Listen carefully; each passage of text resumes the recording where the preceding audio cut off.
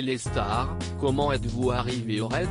Barbara Cellier, j'avais réussi les 2 concours d'âge pénitentiaire et de police. J'ai commencé ma carrière comme surveillante à Fleury-Mérogis. Puis j'ai rejoint Police Secours sur Paris et ensuite la brigade anticriminalité. En 2003, j'ai appris que le raid recrutait des femmes. J'ai passé les tests. Je faisais pas mal de sport et j'avais envie de changer. Ces tests physiques et psychologiques ont la réputation d'être extrêmement durs.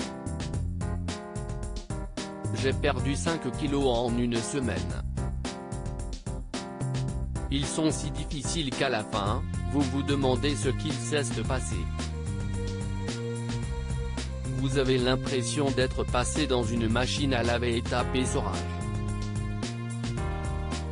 On vous a sorti de votre zone de confort et si est dur de revenir à la réalité de la vie. Si est un milieu masculin. Quel a été l'accueil des hommes? Nous n'étions que 2 femmes à l'époque et nous étions chouchoutées. J'étais aussi un peu la mascotte, sans être un jouet. J'ai quand même dû montrer les crocs parfois.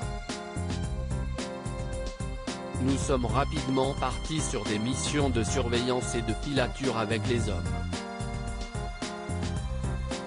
Ils ont compris que c'était efficace. Mais une femme doit quand même faire ses preuves. Il faut trouver sa place, mesurer ses paroles, adapter sa tenue vestimentaire. Mais il suffit d'un peu de jugeote pour savoir comment se comporter. Avec le recul, je me dis que ce n'était pas facile.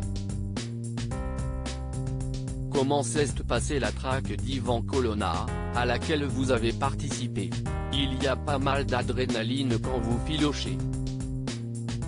Après 3 mois de surveillance et filature, c'était comme si j'avais fait 2 semaines de tests physiques.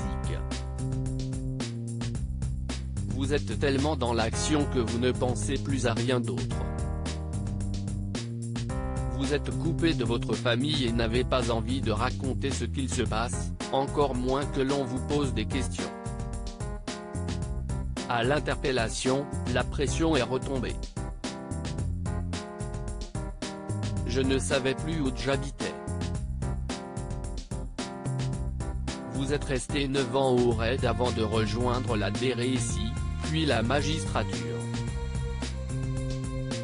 Que gardez-vous de cette expérience?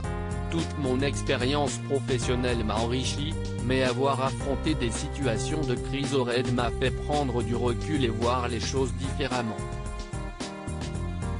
J'ai réalisé ce qui est essentiel dans la vie et ce qui est accessoire.